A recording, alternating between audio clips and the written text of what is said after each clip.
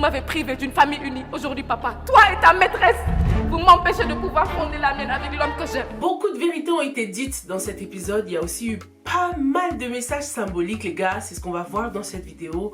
On va parler de toutes ces petites choses que tu n'as peut-être pas interprétées et pourquoi elles sont importantes. Moi qui croyais que Karma était ma série préférée, et bon, on peut dire que Impact a élevé le niveau. C'est un épisode vraiment très fort en émotion. Bonjour à tous et bienvenue sur Yeri TV. Moi c'est Sylvia. Je suis tellement contente de vous retrouver pour cette nouvelle analyse. Si c'est la première fois que tu passes par là, surtout n'hésite pas, abonne-toi. Sur cette chaîne, on aime bien parler des séries afro, faire des analyses, des revues, des interviews. Donc abonne-toi et active la cloche pour ne pas rater la prochaine vidéo. On va tout de suite commencer par annoncer le gagnant du fameux jeu concours spécial interprétation du générique de la série Impact. Merci à tous d'avoir voté. Par contre, comme il fallait voter pour 2 candidats et pas un seul candidat, je n'ai pas compté le vote de tous ceux qui votaient pour un seul candidat, les gars, parce que voilà, c'était la paire, fallait vraiment choisir 2 candidats et les 2 qui ont eu le plus de votes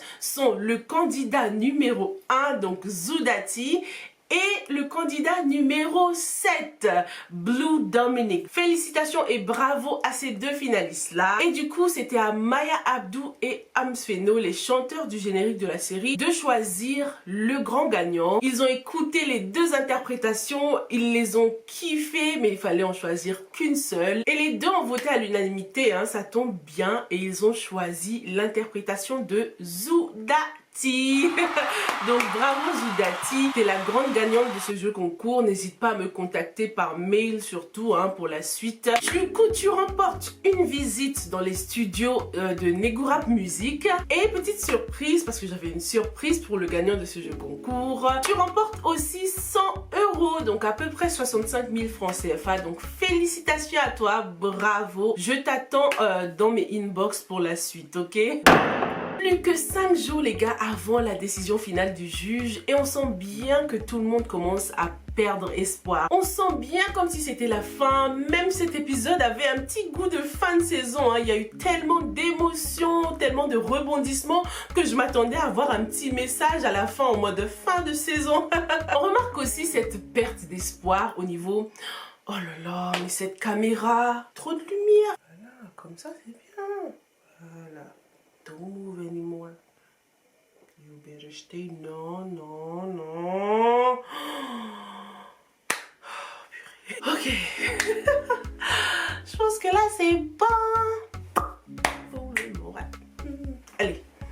Ouais, là, c'est bon. Par rapport à cette perte d'espoir, on la remarque même au niveau du changement de décor, hein, au niveau de la salle d'interrogatoire de Issa. Contrairement à ce qu'on a eu jusqu'ici, c'est-à-dire une salle lumineuse avec cette fenêtre qui symbolisait l'espoir, on se retrouve dans une chambre complètement sombre qui représente bien l'état d'esprit de Issa. Hein. On est vraiment très loin du jeune homme ambitieux qui rêvait très grand, qui voulait déployer ses ailes. Issa réalise finalement qu'il pourrait bel et bien passer 15 ans, voire plus, enfermé dans cette cage à cause de cette injustice qui lui a coupé les ailes. Cette perte d'espoir a aussi été représentée au niveau de la chemise de Issa. On est passé d'une chemise totalement blanche à une chemise avec un peu de noir dessus, ce qui symbolisait le fait que plus on avance, moins il y aura de l'espoir pour lui, quoi. C'est toujours un pas en avant, 40 000 pas en arrière. Donc Issa commence clairement à fatiguer, hein, parce que la prison dans son cas, c'est pas tellement physique, c'est aussi très mental, ce qui explique le fait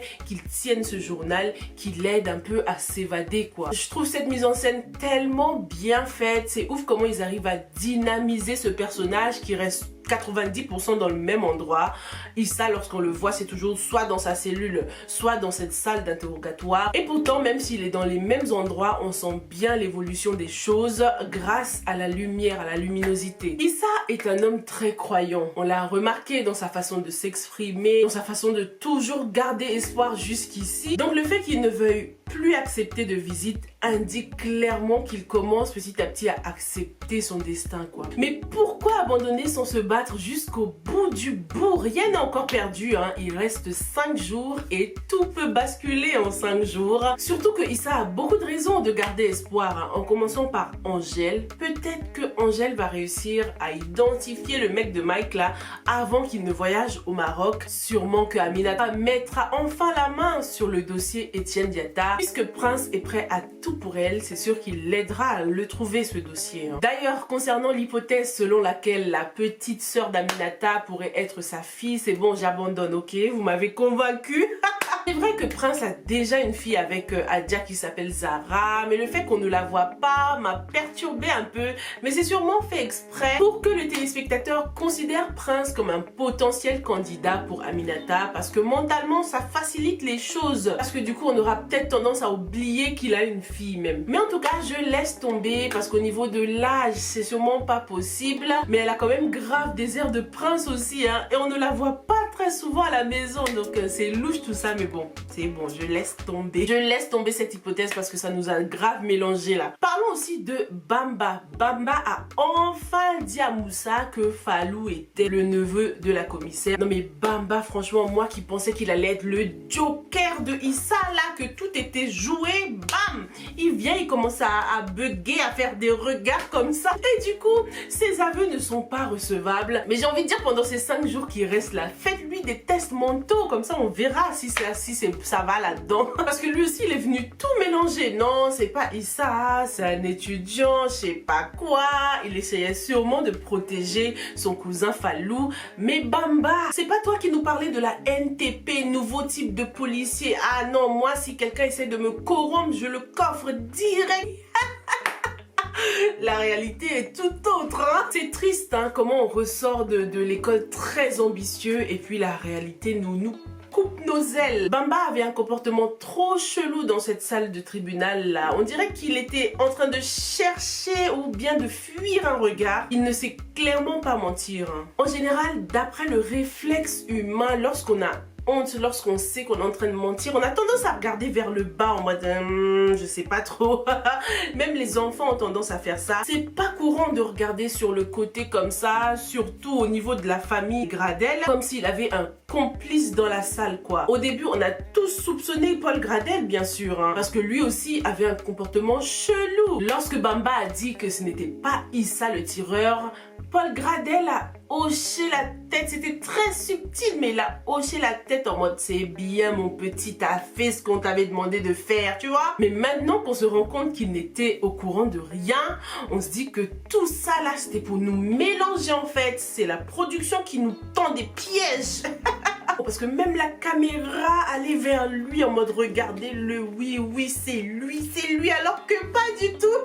Et concernant Dame et Mélanie Gradel, franchement difficile de croire que Paul Gradel n'était vraiment au courant de rien concernant ces deux-là. Et pourtant Franck l'avait dit dans le premier épisode. Papa ne dit rien mais il le sait. Qu'est-ce que je sais? Papa, il n'y a pas plus aveugle que celui qui refuse de voir. Lorsque tu entends des phrases comme ça, en tant que père aimant, t'essaies quand même de creuser, t'essaies d'en savoir plus, quoi. Donc j'ai vraiment beaucoup de mal à croire qu'un homme comme Paul Gradel avait une confiance aveugle en sa femme, quoi. En plus, j'ai cru qu'il y avait des petits indices au niveau de son métier. En tant qu'architecte, on a l'habitude de dessiner des plans, faire des plans dans sa tête, manigancer des choses, tu vois. Mais apparemment, c'était pas le cas de Paul Gradel. Paul a donc fait son apparition dans le générique.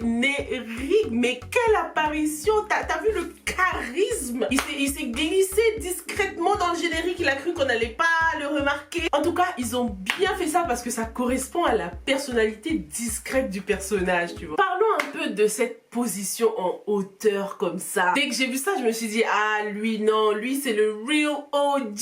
Il m'a grave fait penser au poster du film Le Parrain. Beaucoup de charisme avec cette main de marionnettiste. C'est maintenant qu'il va entrer en jeu, c'est maintenant que les vraies choses vont commencer justement. Et c'est pour ça que c'est seulement maintenant qu'il apparaît dans le générique. Donc apparemment, à cause de cette nouvelle choc, Paul s'est remis à boire. Mais vu comment la bouteille était déjà entamée et vu la facilité avec laquelle il est allé la chercher dans le sac là, on peut en conclure que Paul Gradel avait déjà recommencé à boire bien avant cette histoire. Sûrement qu'il passait ses nuits à boire, ce qui explique le fait qu'il est toujours éveillé pendant la nuit quoi. Vu la décision radicale qu'il a prise, il est mieux qu'on en reste là. Est-ce que Paul Gradel ne se doutait pas de quelque chose?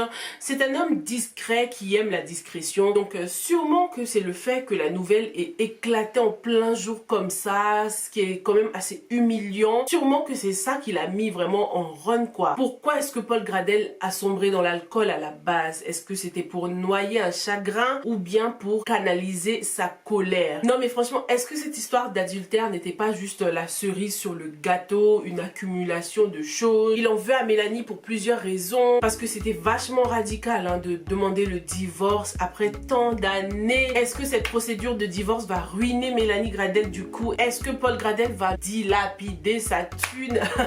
En tout cas, il y en a un qui profite bien du chaos là, c'est Tierno.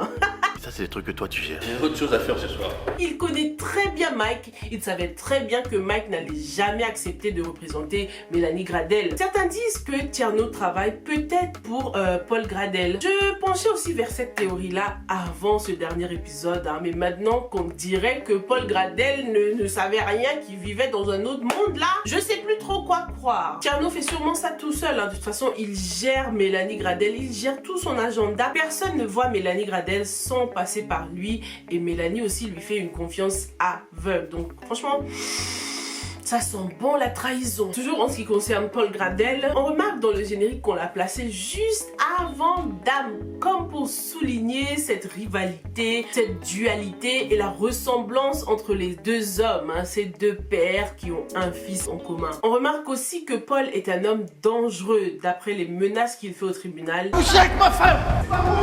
Mais c'est un fou, il menace déjà Dame de mort quoi, carrément. Il passe pas par 4 chemins, bam, toi tu vas mourir, you gonna die. En tout cas, l'erreur qu'a commise Dame et Mélanie il y a 22 ans a d'énormes répercussions sur le présent. Ce qui nous renvoie au générique avec ses éclats de verre en reverse et ce concept du mal qui a déjà été fait quoi. Aminata. Toi et ta maîtresse.